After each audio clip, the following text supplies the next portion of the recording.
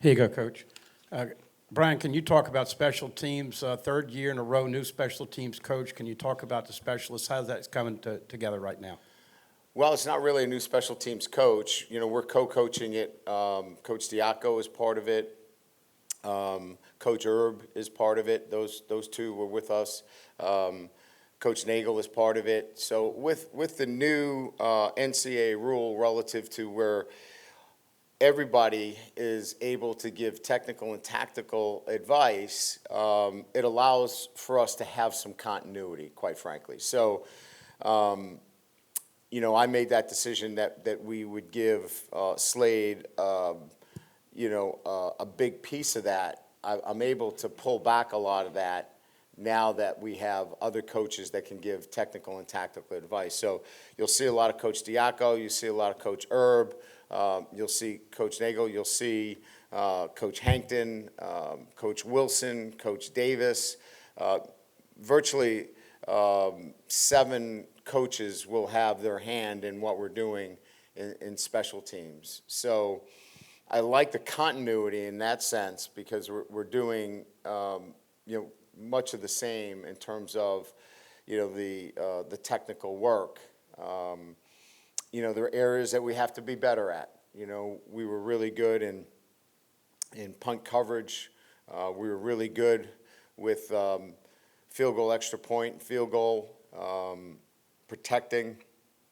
We have to be much better in the kickoff coverage game and the kickoff return game. You know, that's got to be really big for us. And we've got to be able to see improvement there. I think we're 75th in the country.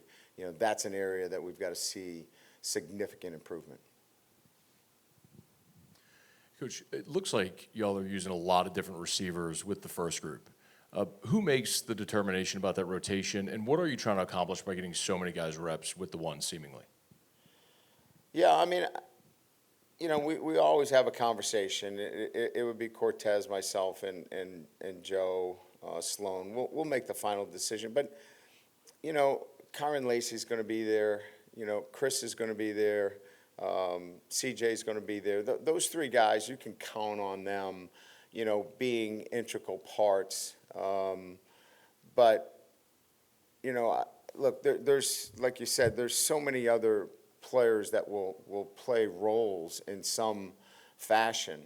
And I think what we feel like is that if you've got, you know, 3 guys that you feel really confident in, let's get all those guys, you know, work with that first group and get some continuity with the quarterback. So, you know, if Nuss is out there and, you know, Aaron's out there or, you know, we have a rotation that has, you know, 2 or 3 tight ends. He feels comfortable with all those receivers, so it's not just the second group that's getting that work. So we felt like it was important to get all those guys work with the first group because I want Nuss to see all those guys because he's probably going to throw to all of them at some time. But I think I gave you 3 guys that have been really consistent in camp right now. Hey, Coach, can you tell us what traits to you pop out about JVR Suggs, and what about those traits are going to keep it hard for you guys to keep him off the field? Experience. He's played a lot of football. He's got first step quickness inside, gets off the ball, and he's got pass rush ability. You know, there's not a lot of defensive tackles that have natural pass rush ability. So he's demonstrated natural pass rush ability. He's got first step quickness, and he's got a lot of experience. We were looking for a guy that was experienced, that could give us, you know, some minutes inside, and, you know, he's proven to be that kind of guy for us.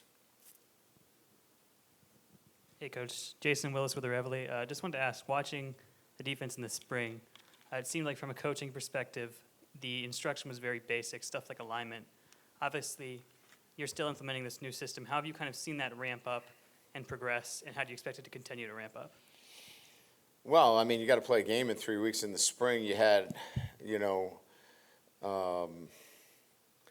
really it is so much more about, technical work. You have to be able to blend your technical with the tactical as you prepare yourself for, an opening game, and it counts. So, you're installing your defense with an eye towards both the technical and the tactical being, you've got to keep the points down and win games. So I think that's what you're probably seeing more so than from the spring to preseason camp, is that you've got to be able to execute as well. This is not just about playing great technique. This is about executing the techniques that we give you so we can play winning football. Coach, with Xavier Thomas, he hasn't been as active the last couple of days. Is there any sort of update on him? Yeah, he's had a slight hamstring, and we feel like, he's a guy that's going to be an important player for us. We don't want anything lingering, so we've just been very careful with him.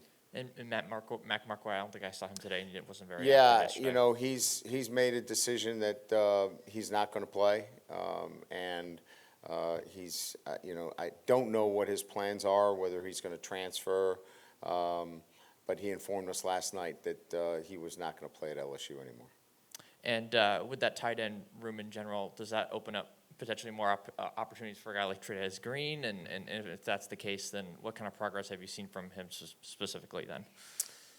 We're pleased with him. Both of them have made really good progress. I think KP Pimpton has been really good as well the last, I'd say, last two practices in particular. His consistency in run blocking, his consistency in catching the football, assignments have been really good. And then I thought, by and large, Trez has assimilated as a true freshman as well as we could have expected.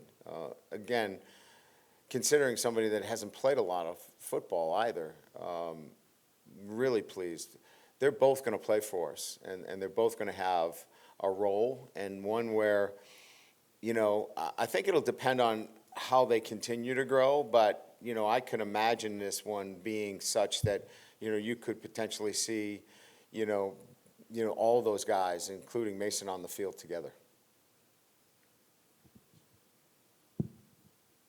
Brian, down here, what do you like about the way that Blake Baker schemes up pressure? It seems like it comes from a lot of different places and that he uses different blitz packages, even though it's been early in camp. Yeah. What do you think so far about it? Yeah, well, we've been down this road before, right? I mean, it's great on paper if you have all of these great schemes and all these pressures, but if your players can't execute them, not so great. Our guys have been able to execute and play really fast in the system that Blake is employing. So it's the teachability of it, and it allows our players to continue to play fast without having to play with this paralysis by analysis, I guess is the best way I would put it. So pressures that can come from a lot of different looks, but play fast is really the essence of what has made Blake's pressures so difficult, because guys can play really, really fast and not make critical errors. Coach, over here. You talked earlier last week about the consistency with the young DBs. In the last team period, you had P.J. Woodland and Ashton Stamps making plays on two really good thrown balls by Nuss. Have you seen the consistency, even though it's early in camp, because they have started to make some really good plays on the outside? We've put together some good periods of time. There's no doubt that progress is being made, but not to the point where it's championship level play. And I think it's going to be a journey for those guys in particular that we'll look for them to continue to put like practices together instead of like a good period and then a not so good period. And the great part about it is both of them clearly know what they need to do, and they're working really hard at it. So and they're not the only two. There's a number of guys that are in that category of trying to do what is expected of them, and execute when they need to execute, when it's called upon. Some of them are, below the line right now, but I can see this uptick of performance like you can from a lot of those guys. And I would just say that after 5 practices, there's really good signs, but we got a ways to go. We're going to speak with Joe Sloan tomorrow. What have you seen from him since December as far as his taking command of that room, that role, and what do you want to see from him on game days?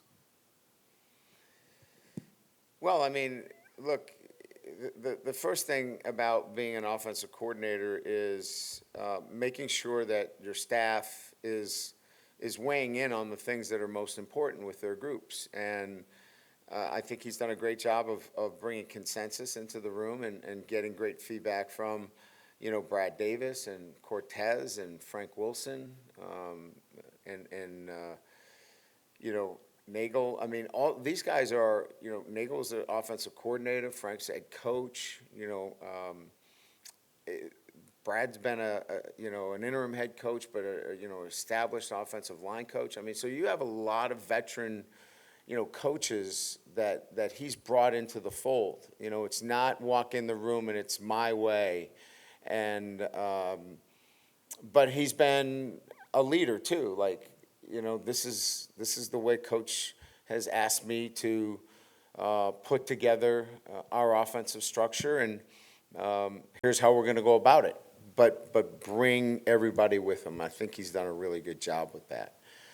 Organizationally, it's been really good in terms of our practices and how they've been put together, to my mind's eye. And then what I'm looking for on game day is certainly let us be who we are, right? I mean, play to our strengths. I think that's really important. This is not about, statistically, what do we look like? This is about how do you win games and complementing our defense. And, if our defense needs to get off the field, how do we get them off the field, And I think a great offensive coordinator has an understanding that it's not about how many points I score, it's about how do we win the game. And I think Joe is in that mindset of understanding that the offensive coordinator is still about how do we help this team win games, and I'm excited about watching that. Hey, Coach, I think during the offseason you said that the defensive linemen can see that, hey, we're going out and trying to get guys in the portal or getting guys in the portal. They're hearing the talk. They're motivated by that stuff. Jacoby and Guillory said as much yesterday.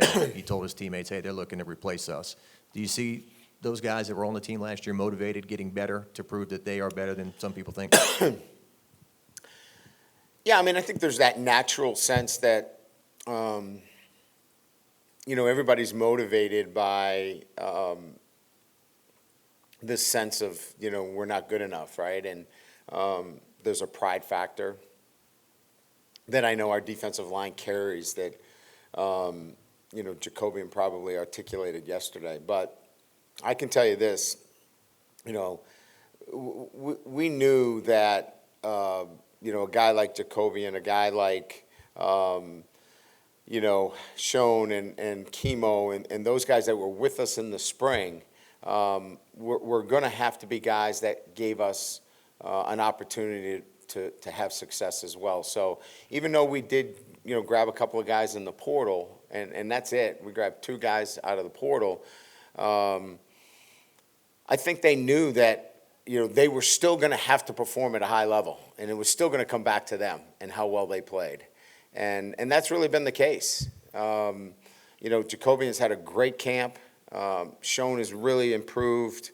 Chemo is really helping us quite a bit. We're getting young players involved, and Don McKinley, he's playing for us and giving us quality reps. And then you look at Gio and Suggs, they were brought in to give us reps as well. So I think it's been more of a understanding that we've got to be able to hold up our end, and we need a little bit of help too.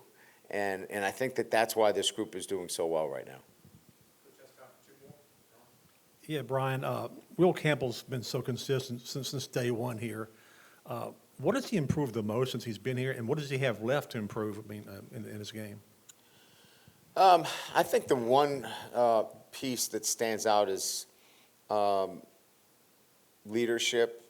And when I say leadership, right, leadership is such a general term, right? I mean, I think Will was not a man for many words, and he still isn't, right? You guys have interviewed him before. But when he speaks, he really resonates with our team. And I think he's done that more and more and made his opinions known to our football team. And I think that growth has been really good for him, and it's been really good for us. Because when you have a guy like that is so respected by his teammates, when he speaks, people really listen. I think as a player, I think just the fact that his craft is such that we're asking him to do some things this year that he hasn't done before. We're pulling him, moving him. You know, we're much more of an inside-outside zone team. We're pulling him a lot more. We're moving him. And I think that that's going to just heighten who he is as a football player and give him a chance to really, I think, excel at the national level and in the eyes of NFL scouts. So it's going to be exciting to watch. Coach, a couple guys on the defensive line we haven't talked about, Braden Swinson and Jalen Lee. When can you expect to see them back on the field for practice? Well, they've been working out. They're finishing up summer classes. They have to finish their Spanish. Yeah, I know. Go figure. Swinson and Lee both are in their Spanish 4 class, and it's the summer C session, which ends on Monday. And they're on track to graduate. So that class ends on Monday. So we have been working them out in the afternoons. They come back and they work out technically so that they can stay on track with their acclimatization. So they've gotten four of their practices in because once they're done, we don't want them to have to then go through 6 days of acclimatization. So we've brought them back after their class, and they have worked out with one of our assistant coaches and a strength coach and a trainer in the afternoon. Good? All right, thank you.